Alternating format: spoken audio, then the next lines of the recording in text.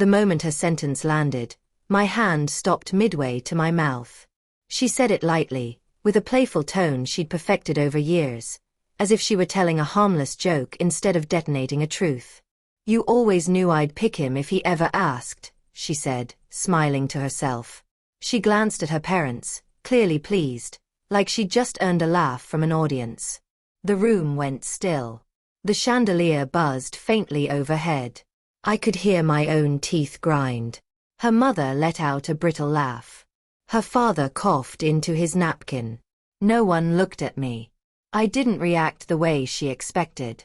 I didn't demand an explanation. I didn't ask who him was.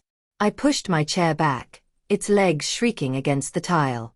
I stood, smiled politely, thanked her parents for the meal, complimented the roast, folded my napkin with care, and placed it on the table. Then I walked out. Behind me, I could feel her confidence lingering in the air, certain she'd struck exactly where she intended. She had no idea what she'd just handed me. We'd been together for 4 years. Long enough that her parents called me family without realizing how fragile that word can be. Long enough that our apartment smelled like a shared life. Her floral soap in the bathroom, my coffee grounds on the counter, habits layered into routine until they felt permanent. I was the calm one, the reliable one, the man who listened more than he spoke. She used to say I made her feel secure. I believed her.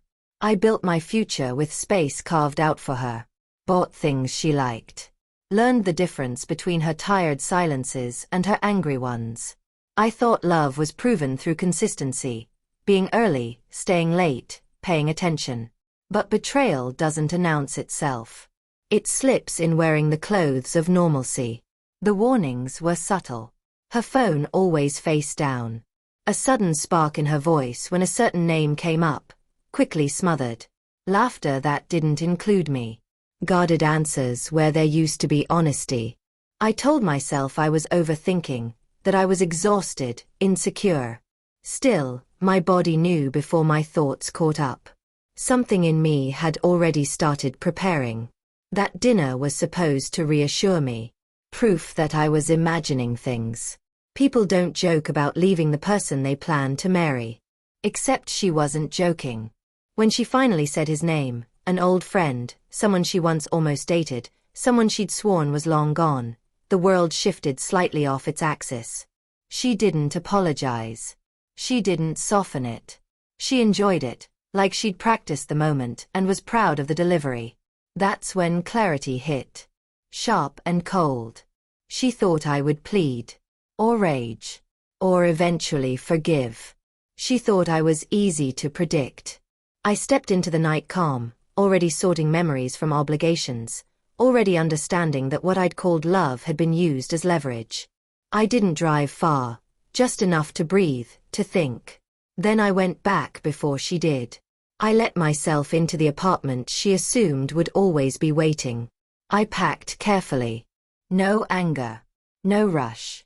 Clothes folded, shoes matched, toiletries sealed. I didn't break anything.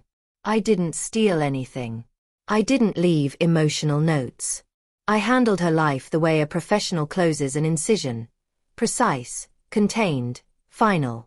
I changed the locks. Then I carried her belongings outside and arranged them neatly along the porch. Jackets draped over the railing. Boxes stacked cleanly. Her plants watered. On top, I placed the ring, the one ring, where the porch light caught it. Silence became my answer. She came home still wearing that confident smile.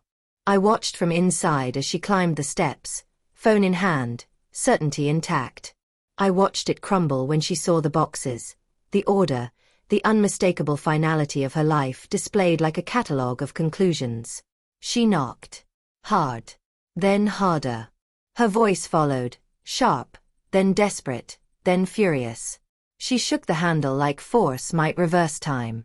I opened the door just enough to speak. "You were right," I said evenly. I already knew. Her eyes flickered, recalculating. "This isn't how this goes," she said. "You can't just do this. We need to talk." "We already did," I replied. "At dinner." Calls came in. Messages piled up. I ignored them all. I slid a folder through the opening. Screenshots, timelines, conversations she thought were gone. No commentary. Just facts. Her hands trembled as she flipped through the pages. The realization wasn't that she'd been exposed. It was that she no longer controlled the story. True power doesn't argue. It steps back and lets reality speak. She left before midnight with what she could carry, abandoning the rest like debris from a wreck. The apartment felt lighter immediately, like it had finally exhaled.